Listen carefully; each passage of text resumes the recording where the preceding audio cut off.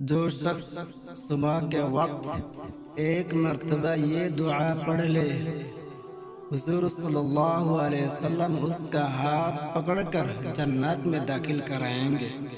حضرت ثوبان رضی اللہ تعالی عنہ سے روایت ہے کہ حضور اقدس صلی اللہ علیہ وسلم نے فرمایا، جو شخص تین بار صبح و شام اس دعا کو مانگے، اللہ تعالی کے ذمہ ہوگا کہ قیامت کے دن اس کو راضی کرے۔ رضيت بالله ربا وبالإسلام دينا وبمحمد صلى الله عليه وسلم نبيا۔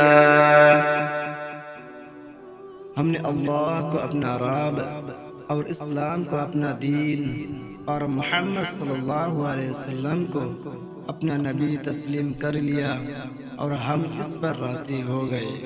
رضيت بالله ربا وبالإسلام دينا وبمحمد صلى الله عليه وسلم نبيا۔ رضيت بالله ربا وبالإسلام دينا وبمحمد صلى الله عليه وسلم نبيا۔ رضيت بالله ربا وبالإسلام دينا وبمحمد صلى الله عليه وسلم نبيا۔